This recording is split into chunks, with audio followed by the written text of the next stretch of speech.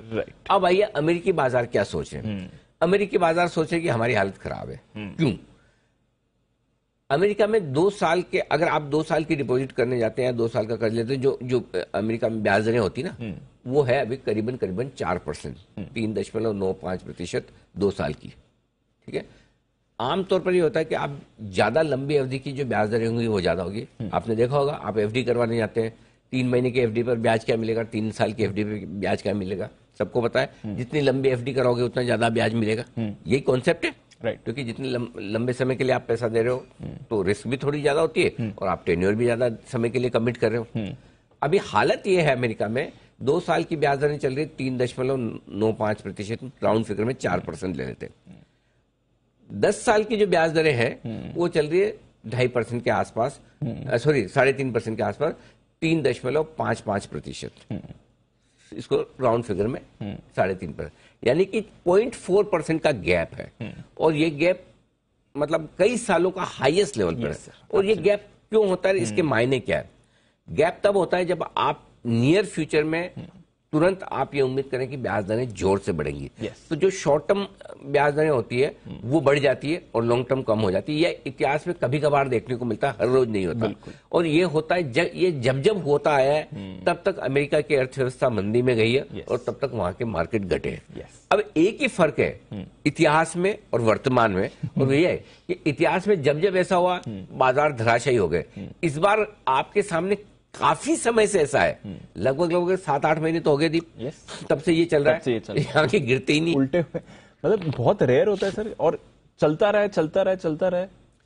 इस बार के मार्केट ने क्या क्या नहीं सिखाया है दीप।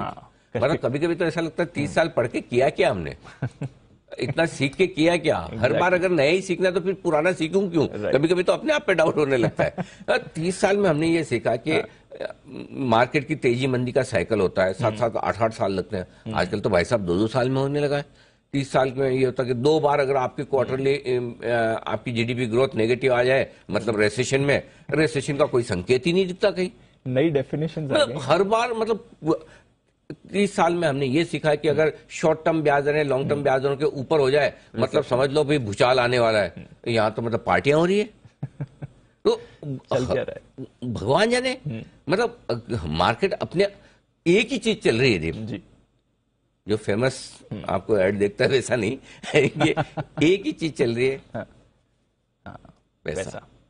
पैसा भरपूर है, लिक्विडिटी पर छापो डॉलर, छापो नोट और बांटो, चल रहा है। वो लिक्विडिटी है ना जो अब तक बाजार को नीचे नहीं आने दे रही। पैसा है, चाहे हमारे बाजारों में देखें, हमारे बाजारों में तो पैसा है जो नेचुरली रिटेल इन्वेस्टर्स का है, और हमारी तो इकोनॉमी बिजनेसेस भी अच्छे हैं। अमेरिका में जितने डॉलर छपे हैं और लिक्विडिटी थोड़ी थोड़ी निकाली भी है, तब भी पर्याप्त है। और इस वजह से बाजार नहीं गिरा। ये पोस्टमार्टम है, डायग्नोसिस नहीं है। जब हम पोस्टमार्टम करते हैं कि क्यों नहीं गिर रहे अमेरिका के बाजार, ये सब सारे संकेत नेगेटिव होने के बाद, तो ये समझ में आता है कि एक ही ताकत है जो अमेरिकी बाजारों को रोक के रखी हुई है, वो है पैसा। लिक्विडिटी इतनी है, पैसा है, तो इन्वेस्टर्स लगाएंगे तो फिर मार्केट टिके रहेंगे। ये है, ये भी एक नई लर्निंग है, सीखते हैं, आगे कहीं कहीं काम आएगी। नहीं भी आएगी तो हमारे पास ऑप्शन क्या है सीखने के अलावा रहेगा। तो ऐसे मार्केट में तो यही खास बात है ना, हर रोज कुछ ना कुछ सीखना। इस बार तो मतलब पिछले 2 साल में दीप है ना, सारी पढ़ी पढ़ाई 28 साल की फेल हो गई। नई चीजें सीख ली। मतलब आप पुरानी चीजें इसलिए याद रखते हैं कि काम आएगी फ्यूचर में, इस बार काम नहीं आ रही। अलग ही चीज। बट ठीक है, हम क्यों दुखी नहीं है, क्योंकि हमारे मार्केट अच्छे है, हमारी इकोनॉमी अच्छी है, हमारी कंपनियां बढ़िया कर रही है। नहीं तो ऐसी सिचुएशन में हम दुखी हो जाते हैं। लेकिन हम इसलिए ठीक है कि हम संभले हुए, कोई खास चिंता की बात नहीं।